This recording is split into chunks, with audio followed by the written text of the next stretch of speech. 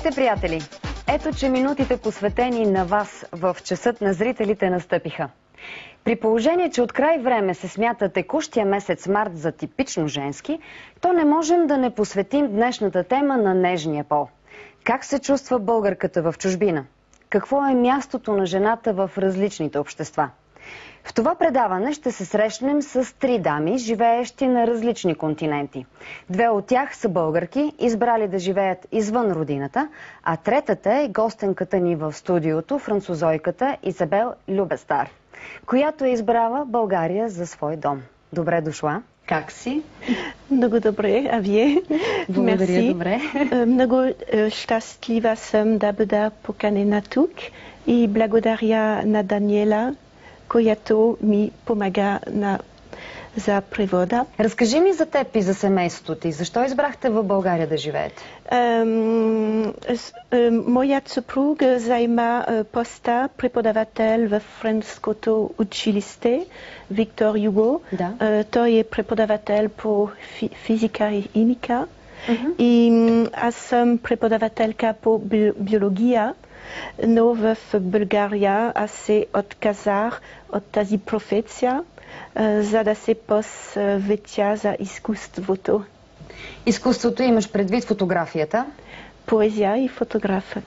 От колко време се занимаваш с поезия и фотография? Поезия от 20 години и фотография само започнах тук в България, когато ние пристигахме тук от 4 години.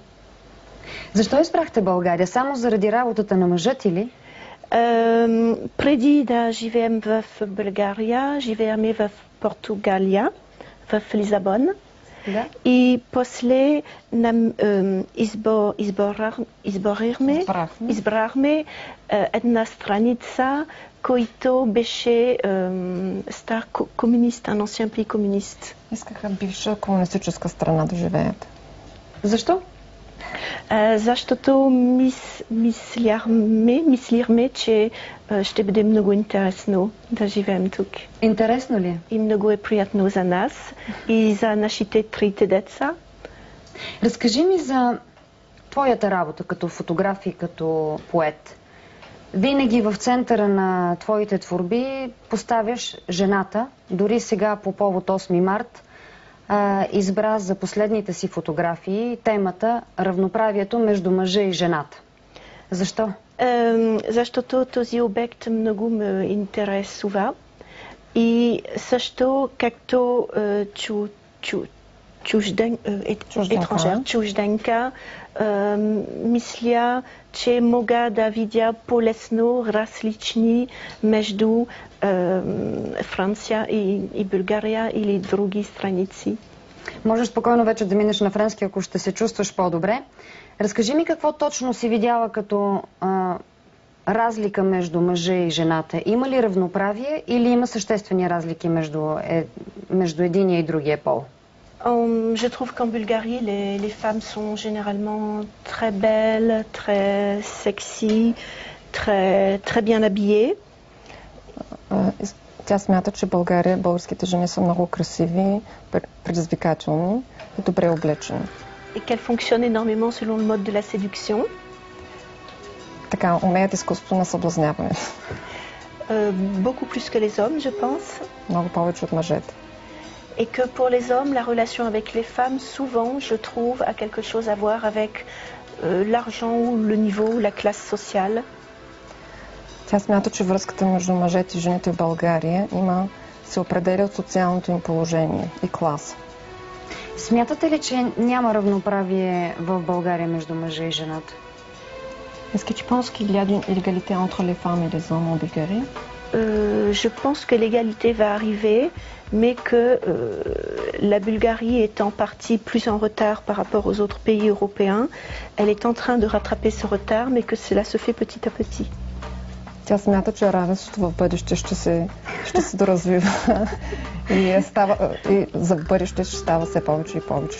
La Bulgarie est un pays qui évolue très vite, mais sur le plan de l'égalité entre l'homme et la femme, il y a encore des choses à faire. Тя смята, че България се развива много бързо, но в план на равенство между мъжа и жената има какво да се желае и малко изоставаме. Ясно. А каква е героинята в вашите фотографии, които сте направили? Българка или французойка? Quelle est la femme que tu imagines dans tes photographies? C'est une bulgare ou bien française?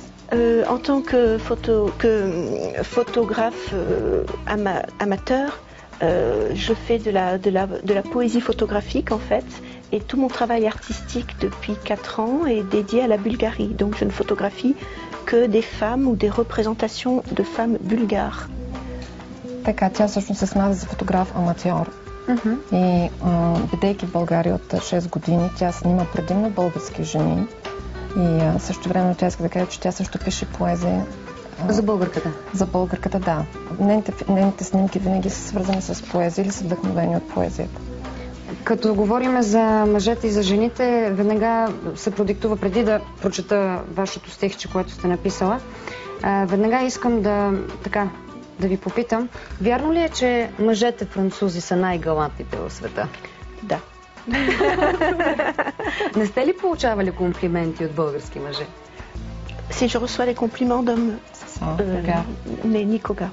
Никога? Не. Жалко. Домаж. Това, което избрахте аз да прочета, всъщност се казва Жена в клопка. Защо това стихче ми дадохте да го прочета? C'est à partir de la photo que j'ai eu l'idée d'écrire ce poème. Защото тя го свързва с снимката, която в момента на екрана. Аха, добре. Ето сега ще го прочета и стихотворението. Жена в клопка се казва. В затвора ме вкараха, но какво съм направила? Исках да ме харесвате, не е ли естествено? Затвориха ме зад груба решетка, девица заключена с черни дантели. И сега ме показват на всеки зоопаркова тъжна тигрица, на екзотични рета, оскубана градска маймуна. Не идвайте да ме зяпате, не ми хвърляйте семки, вцепених се от възмущение и ръце не ми останаха вече. Интересен поглед върху българската жена, според мен. J'aime toujours avoir un regard sur un second plan quand j'écris une poésie, et il y a souvent de l'humour, c'est souvent un petit peu satirique, critique, caustique. Така, когато пиша стихотворение, винаги имам предвид втори план и винаги той е сатиричен. Искам да видя нещата от сатирично-критична гледна точка. Смятате ли, че българската жена е в клопка? Че точно така, както вие описвате, затворена, зад груба решетка, с дантели, т.е. едва ли не метреса, така излиза, нали, от поезията, която в момента чета. Est-ce que tu trouves que la prisonnière, c'est une femme bulgare ou comme une maîtresse? La femme bulgare est plus prisonnière que l'homme bulgare. L'homme bulgare n'est pas prisonnier. Значи аз смятам, че българската жена е повече затворничка, отколкото българския мъж. И каза, българския мъж не е затворник. Какво трябва да направи българската жена, за да се почувства по-добре? Peut-être d'essayer de se sentir unique et de ne pas se sentir obligé de ressembler à des critères de mode ou de séduction qui sont des stéréotypes. Може би трябва да се почувства уникална и да не следва само критериите на модата и за да съблазнява мъжете. Сега е тази серия, специална серия на j'ai oublié le nom, на образ на жената. Образа на жената в България. Да.